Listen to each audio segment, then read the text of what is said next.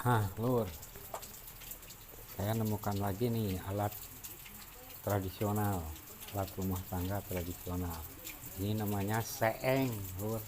Kalau di tempat saya, seeng ini fungsinya untuk alat mengukus.